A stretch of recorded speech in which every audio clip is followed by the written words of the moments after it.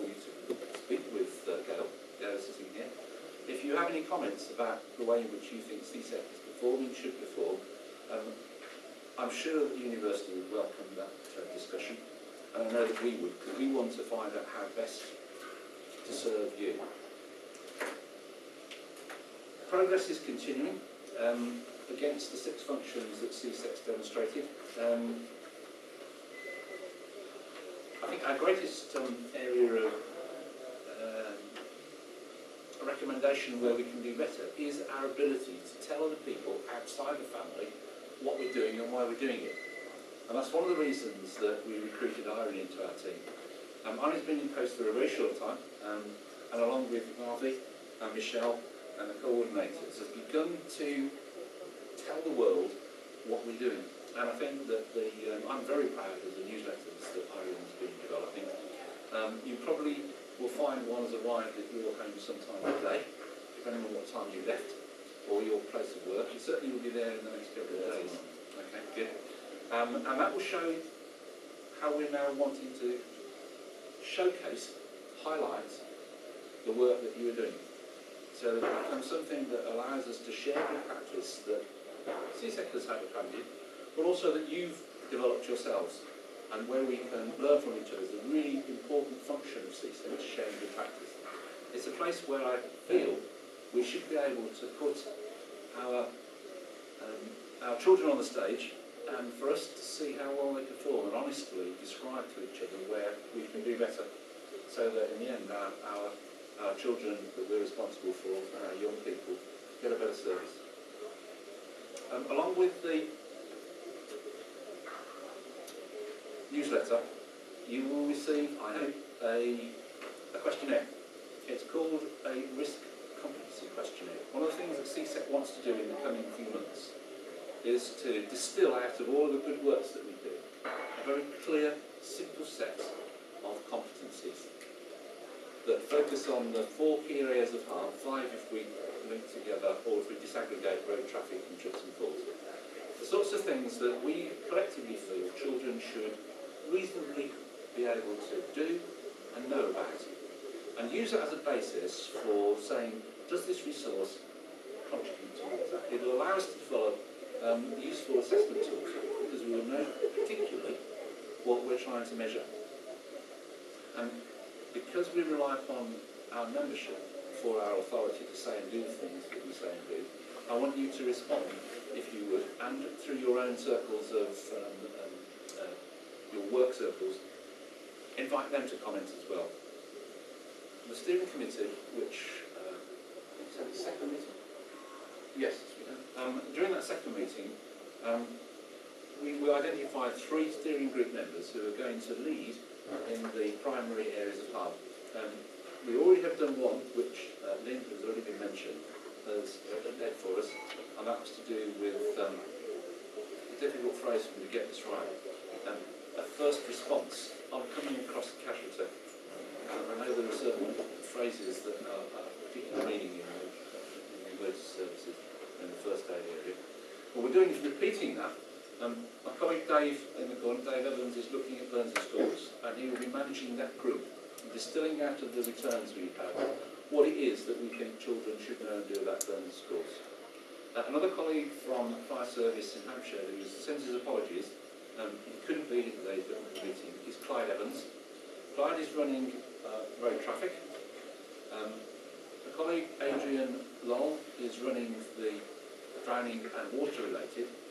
And I'm interested in having someone from within the CSEC community to help lead the group that's looking at poisoning. I'm not asking anybody to make that decision today.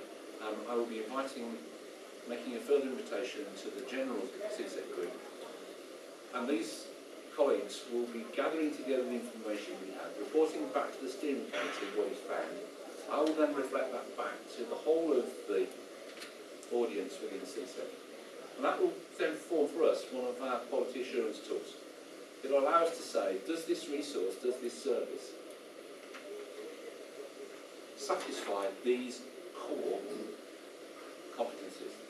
It doesn't restrict the work just to those, but it says, are these embedded? And along with the work that Jason and CSEC member, Lucid, have done with our resources profile. And we think we're getting some tools that would allow us to determine whether or not a resource is likely to contribute towards a particular reduction in unintended injury. I think that's one of the key legacies of this year. We will have these tools available at the end of the year. We'll publish this. How am I doing for time? Okay, then. Website's continuing to do really well. I thank Nicola particularly for that. She works under serious duress. There are some external constraints that occasionally she has a go at me about. There are administrative things about what she can do and what she can't. I think we've got a remarkably full website. As a consequence of how good that website is and how much work from you has gone onto it, I had a long conversation with a senior ophthalmic surgeon yesterday who had been onto our website, worked out what it was CSEC was trying to do. It fitted exactly into the problem that he was trying to solve. I'm seeing him on Monday. He's a senior consultant at Wolverhampton, Birmingham and London University College Eye Hospitals. He's identified that too many of his patients are turning up with unintended eye injuries.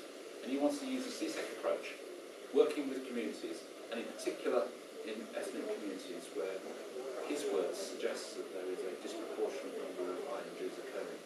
So it's great for our website to say that told story.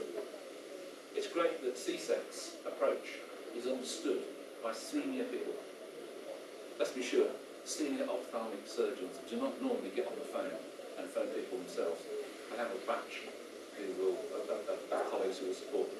Most guys on the phone to us saying, I want to work with you. Very, very useful. So well done to the CSEC coordinators for exemplifying the work and for getting stuff on the website. We manage 20 or so partnership agreements. These are the tools that we use to formalise our work with you. We're doing that with 30 members, so that's quite an interesting mix. So it suggests that within our partnership agreements, it isn't a one-to-one relationship.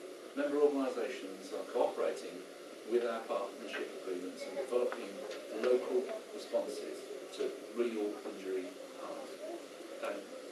That's the good news. The bad news is that I'm going to bring a gentle halt to those.